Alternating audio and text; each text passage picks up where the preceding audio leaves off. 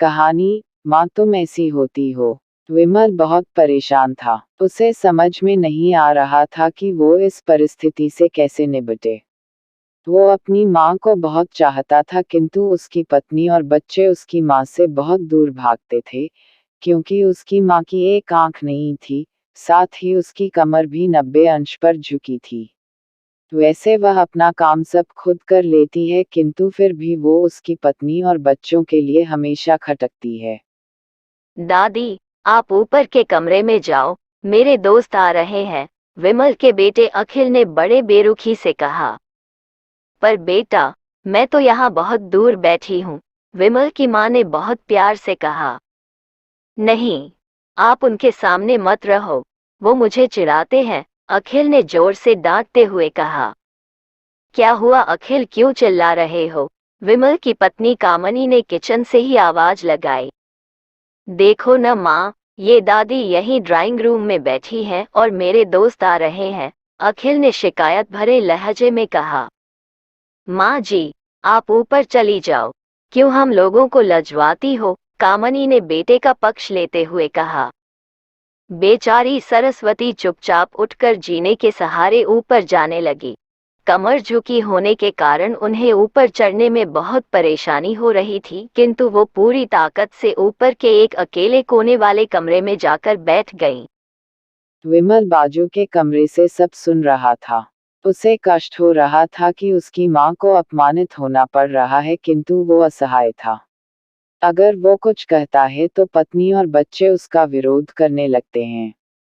दूसरे उनके तर्क भी सही लगते हैं। चूंकि वो एक प्रशासनिक अधिकारी था, उसका सामाजिक स्तर बहुत ऊंचा था, उसकी ससुराल भी एक उच्च घराने में थी, अतः वह चुपचाप इस तरह हर दिन अपनी माँ को अपमानित होते देखता रहता था। रात को विमल की पत्नी ने कहा, देखो जी, अब कुछ करो।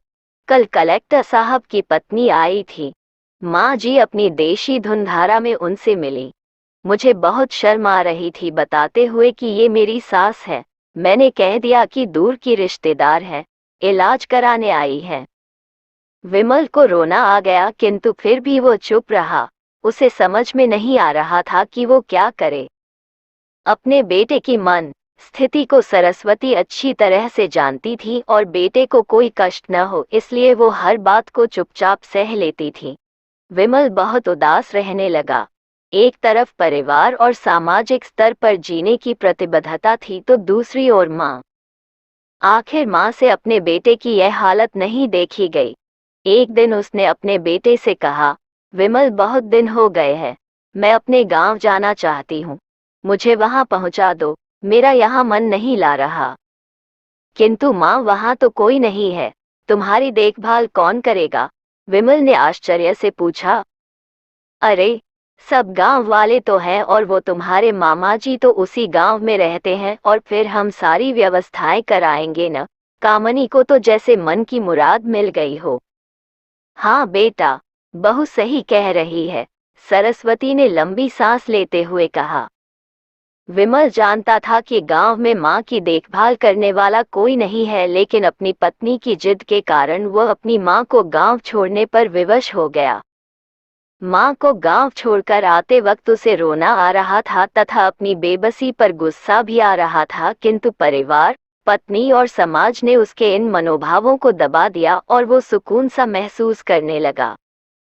कुछ दिनों के बाद उसके चाचा, जो अमेरिका में रहते थे, आने वाले थे।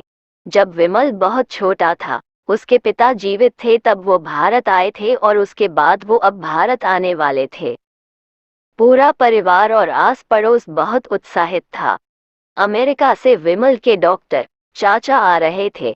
डॉक्टर रमेश ने जैसे ही घर में कदम रखा, सबने मिलकर बहुत उत्साह से उनका स्वागत किया। क्यों विमल भाभी नहीं दिख रही, कहाँ है?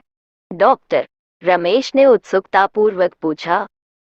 जी वो गांव में रहती है, यहाँ उनका मन नहीं लगा, कामनी ने सपाट लहजे में उत्तर दिया। डॉक्टर रमेश ने विमल की ओर देखा तो विमल ने अपनी आंखें झुका लीं। डॉक्टर रमेश सब समझ गए, बोले, कल हम भाभी से मिलने गांव चलेंगे सब लोग। दूसरे दिन सभी लोग गांव के घर में पहुंचे। देखा कि सरस्वती को बहुत तेज बुखार है और वो पलंग पर असहाय पड़ी है। डॉक्टर रमेश दौड़कर सरस्वती के पास गए, उनके पैर छूकर रोने लगे। सरस्वती की ये हालत उनकी कल्पना से परे थी। वाह बेटा विमल, तूने तो नाम उजागर कर दिया। अपनी माँ की ये हालत देखकर तुझे तो शर्म भी नहीं आ रही होगी। डॉक्टर रमेश ने विमल को लगभग डांटते हुए कहा। नहीं देवर जी, विमल का कोई दोष नहीं है। मैं खुद गांव आई थी। सरस्वती ने अपने बेटे का बचाव किया। मुझे सब पता चल गया भाभी, आप चुप रहो। क्यों बहू, तुम्हें अपनी सास की कुरूपता पसंद नहीं है? समाज में तुम्हें नीचा देखना पड़ता है ना? डॉक्टर रमेश ने कामनी की ओर व्यंग्य से देखा। कामनी निरुत्तर होकर विमल को देखने लगी। आज तुम जिस सामाजिक स्तर पर हो, वो इन्हीं के संघर्षों की देन है। और बेटा विमल, तुम्हें शायद मालूम न हो कि बचपन में जब तुम 1 साल के थे तब छत से नीचे गिरने के कारण तुम्हारी एक आंख फूट गई थी और तुम्हारी रीढ़ की हड्डी में भी समस्या थी। तब तुम्हारी इस कुरूप माँ ने अपनी एक आंख और अपना बोन मेरो तुम्हें देकर इतना सुंदर स्वरूप दिया था। कामनी बेटा, इतने सालों तक संघर्ष करके बेटे को प्रशासनिक अधिकारी बनाने वाली इस संघर्षशील औरत की तुम लोगों ने यह दशा कर दी। तुम्हें ईश्वर कभी माफ नहीं करेगा। डॉक्टर रमेश की आंखों से अश्रु जलधारा बह रही थी। अब भाभी, आप मेरे साथ अमेरिका जाएंगी। यहाँ इन स्वार्थी लोगों के बीच नहीं रहेंगी। डॉक्टर रमेश ने सरस्वती से कहा। विमल को तो काटो तो खून नहीं था। डॉक्टर रमेश जो उसके चाचा थे, उन्होंने जो राज बताया उसके बाद तो विमल को यही लग रहा था कि उससे ज्यादा पापी इंसान इस दुनिया में कोई और है ही नहीं। वो दौड़ता गया और माँ सरस्वती के कदमों से लिपट गया। माँ, मेरा अपराध अक्षम्य है। मैं जानबूझकर चुप्पी साधे रहा, आपका अपमान करवाता रहा। अब सिर्फ आप ही उस घर में मेरे साथ रहेंगी और कोई नहीं।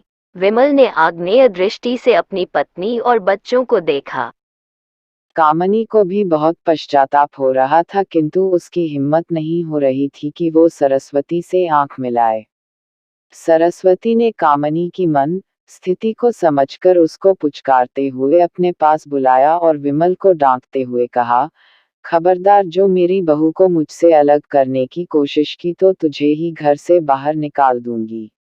कामनी और बच्चों ने सरस्वती के पैर पड़ते हुए अपने व्यवहार पर माफी मांगी और माँ के हृदय ने सबको माफ कर दिया। दोस्तों, आपको यह कहानी कैसी लगी है, मैं कमेंट बॉक्स में जरूर बताएं। अगर आपको हमारी कहानी पसंद आई हो तो प्लीज़ वीडियो को लाइक, शेयर करें और चैनल को सब्सक्राइब करें। वीडियो को अंत तक देखने के लिए बहुत बहुत शुक्रिया दोस्तों।